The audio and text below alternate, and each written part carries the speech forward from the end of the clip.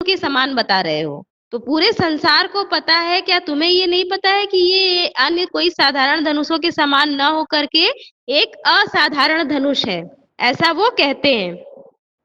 अब समझ में आ गया? हाँ बच्चों।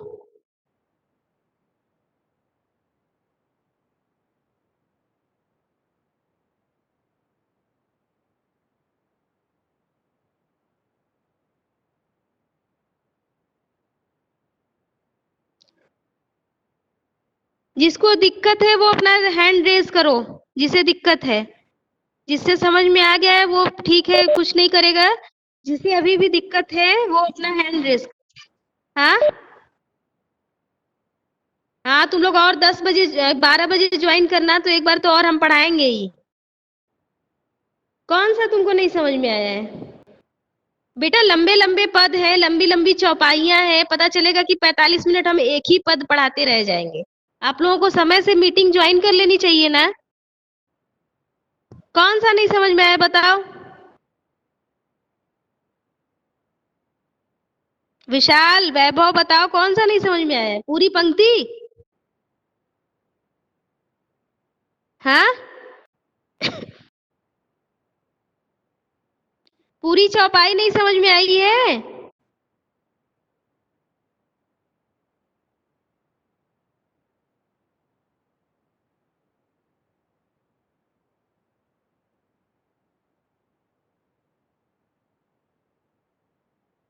हाँ बेटा, पूरी चौपाई नहीं समझ में आई है बच्चों?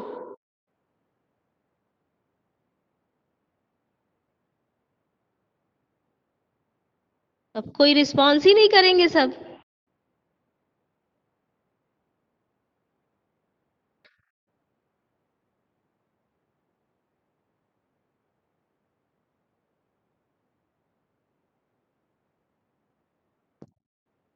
अच्छा ठीक है, देखो मैं बिना चौपाइयों को दोहराए एक बार में पूरा एक्सप्लेन कर दे रही हूँ, फिर इसका काव्य सौंदर्य भी बता दे रही हूँ। ठीक है, लाइन वाइज मैं हिंदी इसका अर्थ बता दे रही हूँ, मैं पंक्तियां नहीं दोहराऊंगी। ठीक है बच्चों? यहाँ पे परशुराम जी जब सभा में आके गुस्सा करने लगते हैं, तो लक्ष्मण जी, राम जी उनका गुस्सा शांत करने के लिए कहते हैं कि हे नाथ, इस शंभु के धनुष को तोड़ने वाला आपका कोई एक दास ही होगा। आप मुझे बतलाइए कि आप यहाँ किस प्रयोजन से आए हैं। ठीक है?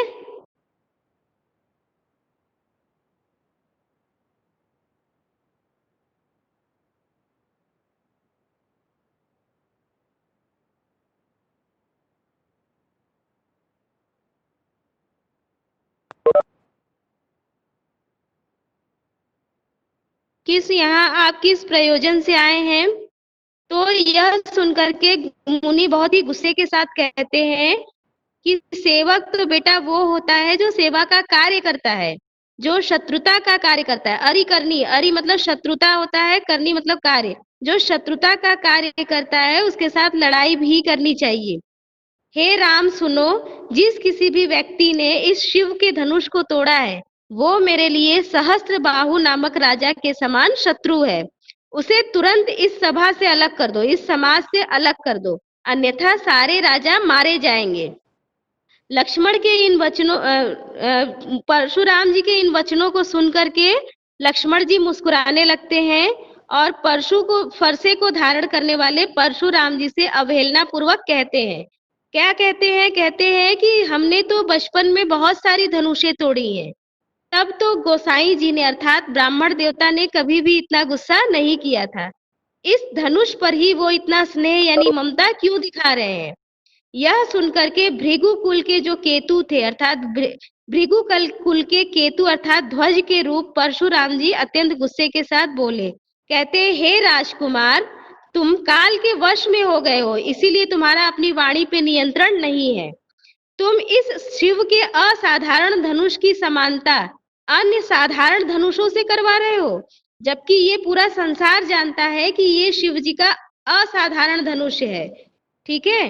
और तुम इसे अन्य सामान्य धनुषों के साथ इसको मिला रहे हो, इसकी समानता दर्शा रहे हो, जो कि गलत है। ये कहते हैं, कह करके अपना गुस्सा प्रकट करते हैं अब सुन लीजिए इसका भाव पक्ष और कला पक्ष। भाव पक्ष में आपको लिखना है राम लक्ष्मण परशुराम जी का संवाद है। सीता स्वयंवर के समय ये संवाद शुरू किया गया था। ठीक है, लक्ष्मण शिव का धनुष टूट जाने पर परशुराम आकर के उस व्यक्ति को सभा से अलग करने को कहते हैं जिस किसी ने भी यह शिव का धनुष तोड़ा है। अब इसकी कला पक्ष की बात की जाए तो भाषा क्या है, इसकी अवधी भाषा है बच्चों। ठीक है, और इसके पश्चात ये जो ऊपर वाला छंद है नाथ से लेके भृगु कुल केतु, ये बच्चों आपका चौपाई छंद है। फिर रे नृप बालक से लेकर के सकल संसार, ये आपका दोहा छंद है। ठीक है, जब चरणों से बंध जाता है, कविता चरणों से बंध जाती है तो उसे छंद कहते हैं। ठीक है, तो ऊपर वाला आपका चौपाई है, नीचे वाला दोहा छंद है। ठीक है, भाषा हो गया। हाँ, रस में रौद्र रस है। ठीक है, गुस्सा कर रहे हैं, क्रोध कर रहे हैं परशुराम जी आकर के, तो इसलिए इस पूरी कविता में रौद्र रस का अच्छी अभिव्यंजना है। अलंकारों में आप देख लीजिए, विभिन्न अलंकारों का प्रयोग है। अरि करनी करी लड़ाई, करी लड़ाई में क्या है, अनुप्रास अलंकार है बच्चों। सहस्त्र बाहु सम सो रिपु मोरा, सहस्त्र बाहु सम, सम किस में लगता है, उपमा अलंकार में लगता है। ठीक है, सम के समान सदृश इस तरह के वाचक शब्दों का प्रयोग अगर कविता में होता है तो उसको हम उपमा अलंकार कहते हैं बच्चों। तो यहाँ पे सम लगा है तो ये आपका उपमा अलंकार हो गया। ठीक है, फिर उसके पश्चात है सुनी मुनि, हाँ, कबहू न रस ऋषि कीन्ही गोसाई दे सुनी रिसाई कह भृगु कुल केतु, इसमें रूपक अलंकार है बच्चों। ठीक है, भृगु कुल का केतु रूप उनको दिया गया है। ठीक है, उनको भृगु कुल का ध्वज कहा गया है, अर्थात भृगु कुल के वंश को आगे बढ़ाने वाला माना गया है। फिर है दोहे में जो लास्ट वाली पंक्ति है, धनु ही सम त्रिपुरारी धनु, इसमें भी बच्चों उपमा अलंकार है। अब क्लियर हो गया सभी को? हाँ बच्चों,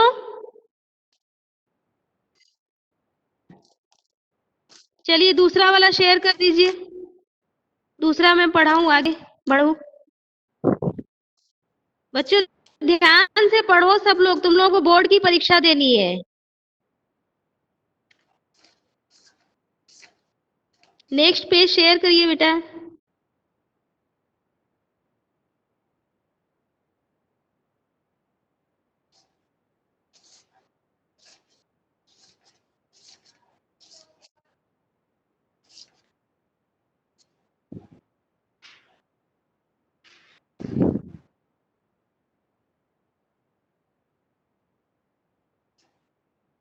चलिए देख लीजिए आगे।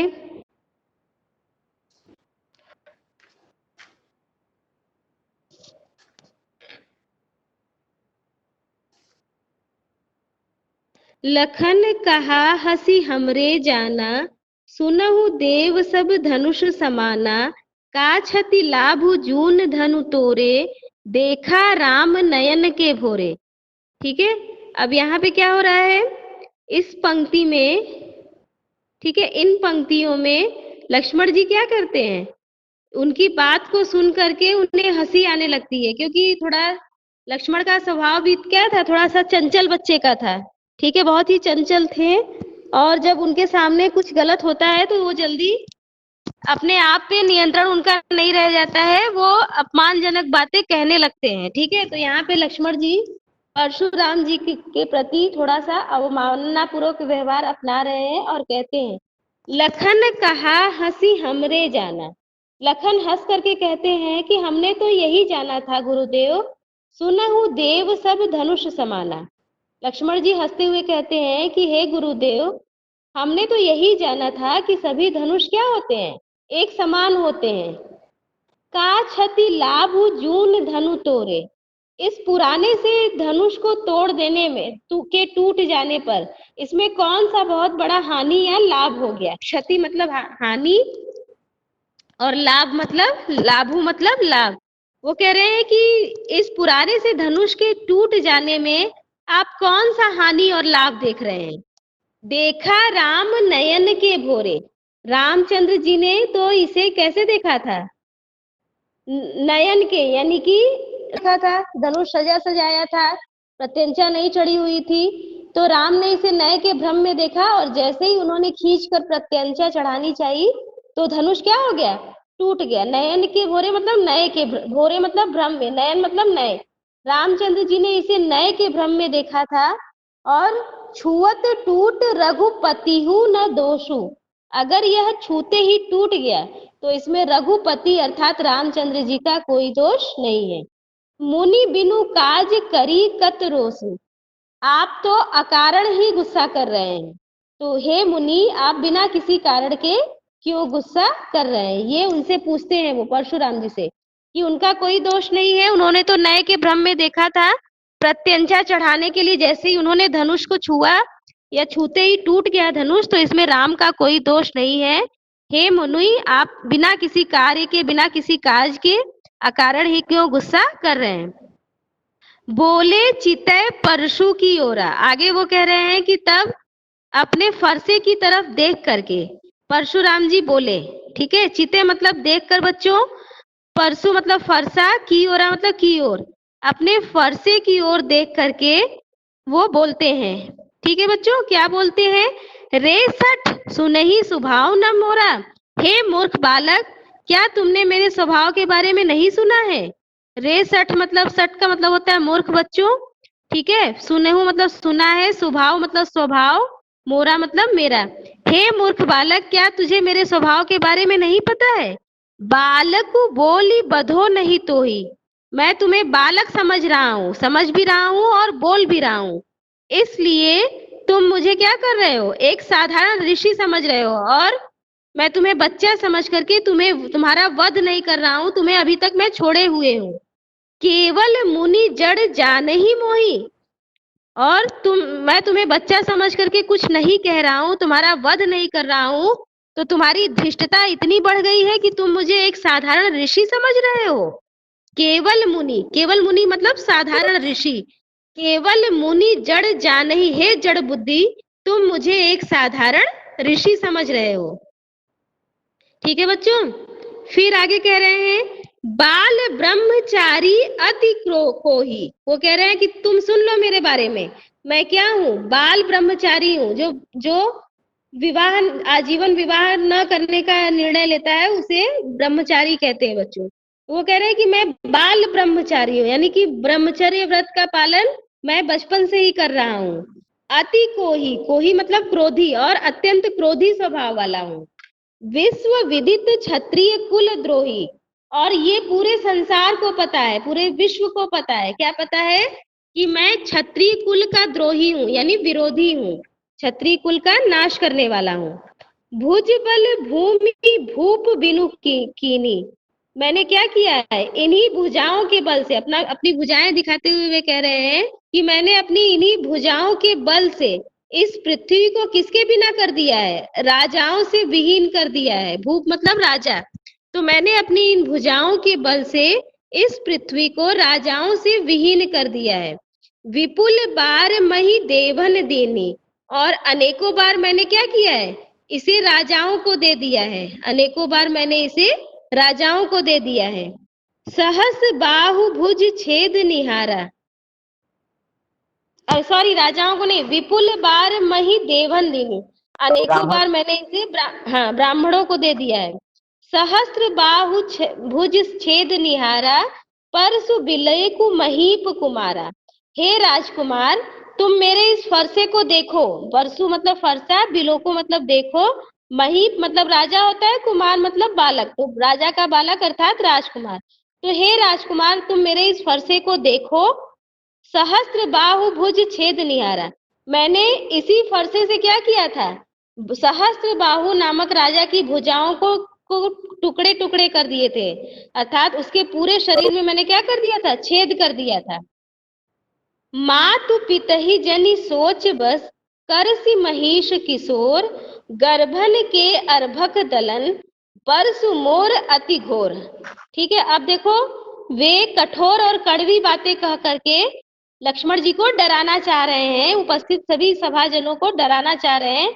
वे कह रहे हैं कि मैं तुम दोनों के माता पिता के बारे में सोच रहा हूँ, मातु पितहि जनि सोच बस, मैं तो सिर्फ तुम्हारे माता पिता के बारे में सोच रहा हूँ, इसलिए हे मही किशोर, हे राजकुमार, मैं अभी तक तुम्हें छोड़े हुए हूँ, बख्शे हुए हूँ, अन्यथा मेरा यह फरसा इतना भयानक है, परसु मोर अति घोर। वो कह रहे हैं कि मैं तुम्हारे माता पिता के हित के बारे में सोच रहा हूँ कि उनके बच्चों का भला हो जाए, किसी माता पिता के बच्चे मारे न जाएं, यही सोच करके मैं अभी तक शांत हूँ। अन्यथा हे राजकुमार, मेरे इस फरसे को देखो, ये इतना घनघोर और भयानक है कि गर्भन के अर्भक दलक, कि एक बार अगर मेरा घनघोर फरसा अगर उठ जाता है तो इससे जो माओ के गर्भस्थ शिशु होते हैं उनका भी नाश हो जाता है, अर्थात उनका भी पतन हो जाता है। एक बार जब मेरा यह भयानक फरसा चलने लगता है तो गर्भस्थ शिशुओं का भी पतन हो जाता है। ठीक है बच्चों, समझ में आया?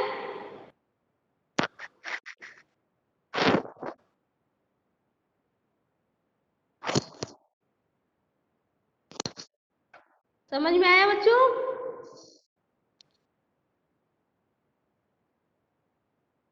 किसी को कुछ पूछना है इन दोनों पदों में, चौपाइयों में, तो पूछ लो।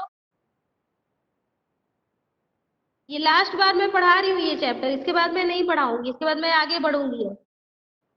ये चैप्टर जैसे ही फिनिश होगा मैं अगले चैप्टर की तरफ बढ़ूंगी। कोई दिक्कत है किसी को? कुछ पूछना है?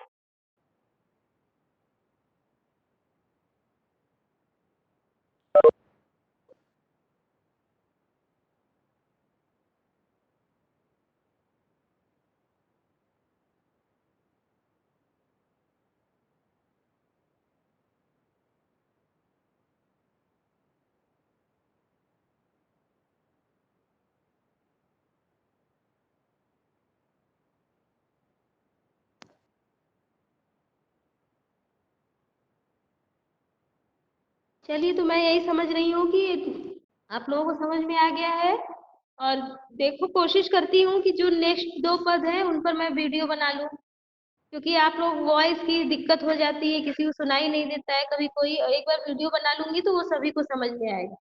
तो मेरी कोशिश अगली यही होगी कि मैं बना लूँ, वीडियो बना लेती हूँ। ठीक है, चलिए ठीक है फिर।